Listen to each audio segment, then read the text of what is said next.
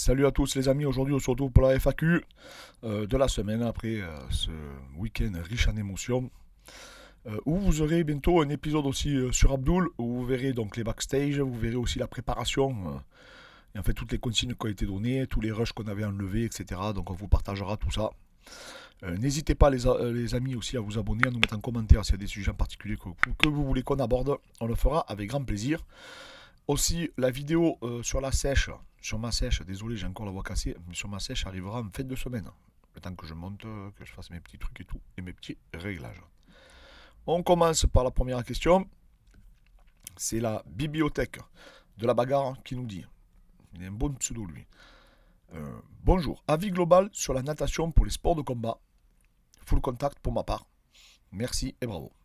Alors, euh, déjà, je ne comprends pas pourquoi les gens veulent nager pour performer un sport de contact. Si tu prends du plaisir à travers la nage, moi j'y vois aucun inconvénient. Maintenant, si tu veux faire de la préparation physique et que ta partie, ton outil que tu vas utiliser, c'est la natation, là par contre, je ne comprends pas pourquoi tu incorpores ça. C'est pas du tout optimal. Voilà. Euh, Rien que sur le bon sens, on combat pas dans de l'eau, donc voilà, déjà, je ne comprends pas pourquoi les gens s'entêtent à vouloir faire de la natation parce que quelqu'un leur a dit que c'était un sport complet, alors qu'au final, on se rend compte que c'est pas nécessairement le cas. Il y a pas mal d'études qui prouvent. Alors attention, hein, il y a des bienfaits à la natation, mais c'est souvent pas ceux qu'on identifie. Voilà. Donc moi, j'utiliserai pas la natation pour les sports de combat. Maintenant, si tu me dis, moi, coach, j'adore nager, etc. Ça me fait du bien psychologiquement, ça me permet de me dépenser et tout. Je te dis pas le contraire. Je t'encouragerai pas à arrêter. Maintenant, si tu me dis, est-ce que c'est bien pour la préparation physique pour les sports de combat, c'est parce que je ferai en premier. Ensuite, non, désolé, à chaque fois aussi je respire, mais vous avez vu mon nez, j'ai la cloison nasale, elle est complètement déviée. Alors, Ares 7. Sommes-nous d'accord, donc c'est MTSM qui nous pose la question, sommes-nous d'accord que l'intégrité physique du combattant passe avant le show? Est-ce qu'il est utile de répondre à cette question? Bien entendu que vaut mieux toujours arrêter un combat avant plutôt que trop tard. Trop tôt, vaut mieux arrêter le combat trop tôt que trop tard, ça c'est indéniable les amis. Vous avez vu encore la dernière fois la vidéo sur le boxeur qui tapait dans le vide, etc. Est-ce que vous voulez que ça arrive en MMA? Ça n'arrive pas qu'aux autres. Il y a des gens qui se retrouvent avec des véritables problématiques. Bisping, on n'était pas au courant qu'il ne voyait pas d'un œil. Le mec, un jour, d'un coup, il a débarqué. Carrément, il a un œil qui ne fonctionne plus. Tout ça parce qu'il a pris un coup. Donc, les amis, c'est pas un jeu. Alors, vous ne me dites pas, oui, mais on n'est pas des mauviettes, on n'est pas des ci, on n'est pas des ça. Ça veut rien dire, ça. On va pas à la guerre, là. C'est un sport, c'est une opposition, certes. Il y a l'ego des combattants. Je comprends que si tu es arrêté, c'est sûr que tu t'es préparé comme un lion, tu es prêt psychologiquement, tu veux repartir. Mais malheureusement, des fois, il ne faut pas regarder que ça. Il faut regarder aussi dans ta vie privée. Ça va pas avoir une incidence négative. C'est que tu vas pas bégayer. Moi, je vous dis, j'ai des boxeurs qui passent du tout. Quand ils me disent que j'ai des rugbyman, je vous l'ai déjà expliqué les problématiques. De toute façon, je ferai venir intervenir un neurologue. Là, vous avez vu déjà le chirurgien de la main qui est intervenu. Il vous a expliqué de ne pas taper à main nue sur les sacs, etc. parce que ça provoquait des pathologies. Pensez pas qu'au sport. Pensez aussi à votre vie de tous les jours. Vaut mieux arrêter trop tôt que trop tard. Après, c'est sûr, comme je dis, après, il y a cette affaire de caractère, hein. Surtout que là, voilà, hein, pour Amine, on sait que c'est un guerrier, on sait que c'est un combattant, qu'il a beaucoup de combativité, donc c'est toujours embêtant de te faire arrêter, alors que toi, tu as le sentiment que tu peux repartir, pareil pour Karl, ou pareil pour tous les gens qu'on arrête, qui ont le sentiment qu'ils peuvent repartir. Des fois, psychologiquement, tu penses que tu peux repartir, mais ton physique te donne certaines alertes, et ça peut te mettre un frein, et surtout qu'après, si tu reprends des mauvais coups, mais c'est pas une nourriture, les coups, donc il faut que tout le monde soit intelligent, et se dire, voilà, donc oui, l'intégrité physique passe avant le show, mais pas qu'à l'arrêt. Pour moi, dans tous les shows. Voilà, sinon, on se bat, tu fais des combats clandestins jusqu'à la mort et on n'en parle plus. Maintenant, c'est sûr que effectivement, pour le public, c'est embêtant parce qu'un combat, moi le premier, hein, quand Amine Damien c'était un combat incroyable, j'étais dégoûté que le combat s'arrête, je vous cache pas. Mais ça, c'est égoïste. C'est-à-dire que c'était ma vision de spectateur. Maintenant, en tant que coach et entraîneur, je suis content que le combat soit arrêté parce que ça m'aurait vraiment embêté. J'adore Amine. J'aurais pas voulu voir Amine avec des séquelles. On est Rimacle. Comment savoir si on est en surentraînement? Alors, il y a beaucoup d'éléments. Alors là, que ça soit sur tes performances, que ça soit... Alors, moi, un indicateur que je peux te donner. Alors, pour atteindre le surentraînement physiologiquement, c'est assez complexe. Hein. Le surménage, on y arrive plus souvent, mais ce que j'ai remarqué chez des athlètes qui étaient vraiment en surménage, c'était déjà, ils ne dormaient quasiment... Enfin, ils avaient beaucoup de difficultés à s'endormir. Donc, c'est-à-dire qu'en fait, ils étaient comme ils se créaient comme une anxiété, en fait. Donc, c'est-à-dire que déjà, ça, c'est un premier indicateur. Le deuxième, c'est que tes performances vont commencer à diminuer. C'est-à-dire que sur des mouvements que tu pratiques, des mouvements références, tu peux voir tes performances diminuer. Je ne parle pas après de toutes les petites pathologies, toutes les micro-traumatologies que tu pourrais avoir, hein, avec des tendinopathies, etc. Tout ça, bien sûr que tu vas le rencontrer, hein, tu vas l'avoir, tu vas le ressentir. Donc ça aussi, c'est des éléments qui vont te donner des alertes physiologiques, hein, donc physiques, pour te dire, attention, là, peut-être qu'on va trop loin. Mais il y a d'autres pistes de réflexion. Il y en a qui perdent l'appétit. Il y en a que, comme je te dis, ils avancent plus en entraînement. Tu vois, par exemple, un combattant comme Ramzat, je suis sûr et certain qu'il est totalement en surentraînement. Ça se voit rien que dans ses prépas, etc. Je pense qu'il s'entraîne beaucoup trop. Et automatiquement, eh bien, je pense qu'un jour, il va le payer. Et on peut le voir, hein, c'est pas pour ça qu'il a un cardio de dingue. Hein. Au bout d'un round, il commence déjà Mais pourquoi? Il accuse le coup physiquement déjà. Et en plus, avec le cutting, ça doit pas l'aider.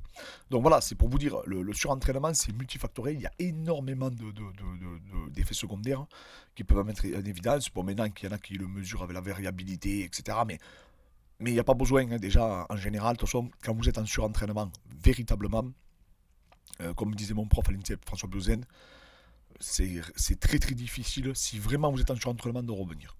C'est très difficile, il y en a que... Souvent les athlètes ne reviennent jamais à leur meilleur niveau, parce que pour arriver en surentraînement vraiment, véritablement, il faut que tu aies une charge d'entraînement considérable et que tu te grilles, alors j'aime pas dire nerveusement, etc., parce que c'est plus complexe que ça, mais en tout cas, voilà, c'est quelque chose qu'il faut prendre en considération et... vaut mieux trop se reposer que pas assez. Ça aussi, c'est toujours pareil. Ça peut paraître du bon sens, mais des fois on culpabilise. Moi, le premier, je vais pas m'entraîner. Genre, ah putain, je régresse, je deviens nul. Alors qu'au final, je suis toujours le même. Après, je me regarde dans la glace, je dis, mais qu'est-ce que j'ai fait? J'ai plus de. Je le sais, ça nous arrive à tous. Mais non, les amis, des fois, si vous êtes fatigué, reposez-vous. Hein. C'est bon pour se péter, c'est bon pour se blesser. Et voilà. Bio 4862. Est-ce que vous allez continuer à suivre Abdul jusqu'à l'UFC? Félicitations pour la victoire. Merci beaucoup. Bon, déjà, merci, bien entendu. Alors, Abdou, ça fait 3 ans. Je ferai une vidéo pour vous expliquer comment ça s'est passé, notre rencontre, parce que j'ai énormément de questions sur le sujet. Notre collaboration, d'où elle est née. En fait, il m'avait contacté quand il avait arrêté le MMA. Voilà, ça s'est passé comme ça. En fait, on l'a récupéré à la suite quand il a arrêté le MMA. Voilà, à la suite de sa seule défaite. Hein. Et c'est de là que notre histoire d'amour a démarré avec Abdul, avec le Lazy King. Il m'a épuisé. Je vous jure, il m'a épuisé tout le week-end. C'est même pas c'est lui qui m'a épuisé. Donc voilà. Non, voilà. Oui, bien sûr qu'on va l'accompagner encore plus. Là, je suis en train d'y faire l'analyse. J'ai pas fini. Je suis en train de faire l'analyse du combat. Donc j'ai fait un retour pour qu'il regarde le combat. Je vais l'envoyer aussi à son entraîneur Beto Ramos et donc à Belkacem et à Seb aussi pour que tout le monde l'ait. Et à partir de là, lundi, j'enverrai ça. Enfin, dimanche soir, pour qu'il ait pour lundi, j'enverrai sa nouvelle programmation. Parce que comme je pense qu'on peut être appelé à tout moment, il faut qu'il soit d'attaque le plus rapidement possible. Là, il est au repos, si vous voulez tout savoir, pendant une semaine. Romain Vassal, 83. Salut, pourquoi certains combattants ont un physique pas athlétique? Ils perdent en perf? Non. Alors oui, effectivement, il y a des combattants qui paraissent pas athlétiques, mais ça ne veut pas dire qu'ils sont pas athlétiques. Ça n'a rien à voir, c'est-à-dire qu'il y a le visuel. Il y a le visuel et il y a également après la performance. C'est deux choses totalement différentes. Il n'y a pas que la structure qui amène la performance. Il y a aussi tout ce qui est périphérique. Et en fait, on s'aperçoit que des gens que tu penses qui ne sont pas athlétiques, quand tu tournes avec eux, tu t'aperçois qu'ils le sont. Après, c'est vrai qu'effectivement, un combattant, parce que je vois aussi que tu vas en venir, un combattant qui est gras, même si... bien sûr qu'il y a des éléments qui peuvent faire croire que c'est... Parce que maintenant, on commence à dire que c'est pas quelque chose d'inerte pour la perf.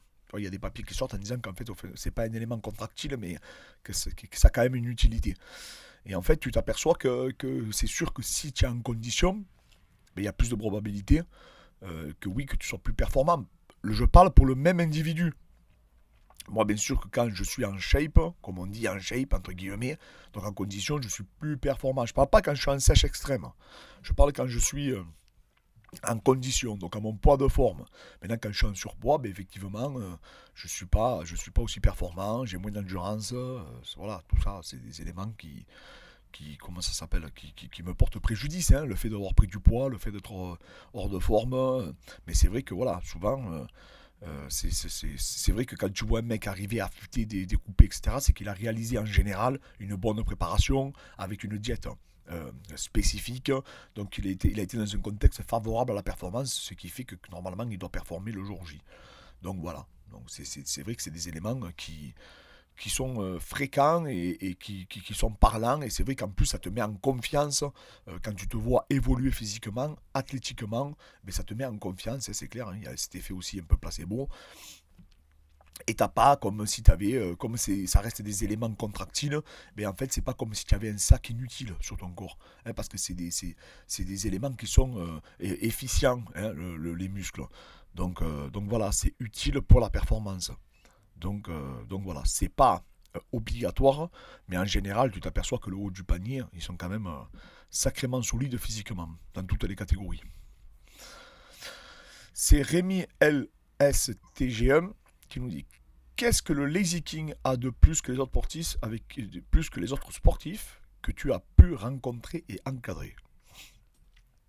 Bah alors, déjà, je vous disais, il a des qualités athlétiques qui sont vraiment supérieures à la moyenne, bon, comme tous les athlètes de très haut niveau en général. Sauf que lui, il a des particularités. La particularité qu'il a, c'est que déjà, il est très agile, naturellement. Donc, c'est quelqu'un qui est agile comme un singe. Vous le voyez bien, il reproduit des animaux, il fait des pirouettes, machin et tout. Et en plus, il est très fort. Alors, il est très fort, il est très agile, il a un super timing, parce qu'il est pas vraiment explosif, mais il a tellement un bon timing, il ressent, il a des formes de corps incroyables. Et surtout, il a une endurance de force. Un peu, pour faire le parallèle avec quelqu'un de connu, un peu à la Rabib, pour que vous compreniez. C'est-à-dire qu'il a cette capacité, quand il vous attrape, à maintenir cette force pendant un laps de temps donné, très très long. Et ça, par contre, on n'a jamais vu pareil. Voilà, c'est surtout sur cet élément-là. Et lui, et c'est le paradoxe, hein, c'est qu'en fait, il a cette capacité donc à vous conserver, à vous fixer, mais en plus, il a cette agilité intrinsèque, en fait, qui lui permet, vous avez vu, on dirait qu'il vous suit comme un bambou, quoi, avec le vent, quoi. C'est impressionnant. C'est pour ça que je vous dis, je voulais qu'il descende à 70 kilos, et le jour où j'ai tourné avec lui, je pesais 90 kilos pratiquement, et j'ai dit non, c'est bon, t'as pas besoin de descendre. Parce qu'en fait, on se rend pas forcément compte de la puissance qu'il arrive à générer. Il est incroyable. Franchement, hein, vraiment, je pèse mes mots. De toute façon, vous l'avez vu. Parce que Karl était monstrueux physiquement. Moi, je vous dis, je l'ai félicité. Je lui ai dit, Karl, quand je l'ai vu, il faisait son cutting. Quand je suis tombé dessus, il était avec Thomas, avec tout le monde. Il s'est mis torse nu. Il m'a dit, alors, qu'est-ce que t'en penses? Fais-moi, tu m'as pas fait mon analyse athlétique. Et quand je l'ai vu, j'ai dit, je les ai félicités. J'ai dit, mais Karl, bravo. Parce que le travail, là, il est exceptionnel. Vraiment, non, non, il était écorché, découpé. Vraiment un super athlète. Mais Abdul, voilà, c'est un monstre aussi. Hein. C'est quelqu'un qui a des grosses qualités physiques, athlétiques. Et comme je vous dis, là, vraiment, si je devrais retenir deux particularités chez lui, c'est cette agilité, hein, donc intrinsèque qu'il a, et cette endurance de force. Voilà, on va dire les deux points forts d'Abdul en tant qu'athlète par rapport aux autres athlètes. C'est vraiment ce qui le démarque. C'est-à-dire qu'il a réussi à mêler des éléments qui sont un peu antagonistes que par exemple un Rabib n'a pas mêlé. C'est-à-dire que Rabib, vous avez vu, il fait rigide un peu dans son jeu. Même s'il est, mais attention, même quand tu le vois tourner sur le dos, il est pas rigide. Il est assez souple, Rabib. Mais voilà, c'est cette image qui transpire de lui. C'est cette rigidité. Alors qu'Abdul, vous avez vu qu'il n'a pas du tout cette image. On a l'impression qu'il est tout mou. En fait, et bien voilà, c'est ces deux particularités que j'avais pas observées, en tout cas à un tel niveau, chez un individu. Voilà, c'est juste pour vous. Alors, je vous prends l'exemple de Rabib parce que c'est parlant, parce qu'en plus, c'est un peu le même style qu'Abdul. Donc, ouais, et qu'on s'en inspire beaucoup, nous. Donc, voilà, c'est juste pour vous montrer. Je ne compare pas l'un et l'autre. Hein. Mais peut-être qu'un jour, qui sait, on pourra un jour les comparer. En tout cas, je le souhaite de tout cœur. Kyle et Alric. Salut les gars. Où vous situeriez. Alors, j'ai eu 100 questions sur Abdul. J'en ai sélectionné deux, mais voilà. Alors, où vous situeriez Abdul chez les 77 à l'UFC et quel combat vous ferait rêver? Alors moi je pense qu'Abdul aujourd'hui en toute objectivité, quand je regarde le top 15, je sais que... Alors parce que en fait c'est pas tellement... vous savez que c'est le style qui fait les combats. C'est-à-dire que Abdul aujourd'hui, il peut inquiéter des mecs même qui sont top 10. Mais il faut que ça aille dans son sens. C'est-à-dire qu'il faut que ça aille stratégiquement. C'est pour ça qu'il y a très peu de chances de voir aboutir de tels matchs. Mais il y a des combattants euh, qu'Abdul pourrait prendre, je pense, sans trop de soucis. Là, je pense qu'il a le niveau, mais vraiment en temps objectif, je pense qu'il a le niveau d'un top 15. Après, peut-être que quand on va arriver à l'UFC, on peut prendre une raclée au premier match. Vous savez, l'UFC, c'est la Ligue des Champions. Vous allez vous tomber sur l'équivalent d'Abdul, mais aux États-Unis, peut-être un nouveau mec qui débarque. Hein. Le mec, c'est un tueur à gages. Hein. Personne ne le connaît. Il a 8-1. Le mec, t'es un monstre et tu le prends, mais peut-être qu'il te bat. Ça, c'est le sport de haut niveau. Maintenant, quand je regarde la liste du top 15, je me dis qu'il y a vraiment, vraiment des mecs qu'on peut vraiment bousculer. Et par contre, sur tous les mecs du top 15, je l'ai déjà dit à plusieurs reprises, je pense qu'Abdul ferait transpirer tout le monde. Ça, j'en suis sûr et certain. C'est-à-dire qu'il faudrait qu'il fasse un grand match pour pouvoir le battre. Après, le battre, il le battrait. Mais en tout cas, il leur donnerait une opposition honorable, je pense. Je pense que, voilà, on les collerait tous. Peu importe le niveau en lutte qu'ils ont, on les collerait, on leur forcerait à faire un combat extrêmement physique. Parce que, comme je vous dis, oui, il y a des combattants qui sont sûrement plus puissants que lui. Oui, il y a des combattants qui sont sûrement plus explosifs que lui. Mais par contre, en endurance de force et en agilité, il ne doit pas en avoir 50. J'en suis quasiment sûr parce que je vous dis, j'ai des capteurs qui me permettent de le quantifier.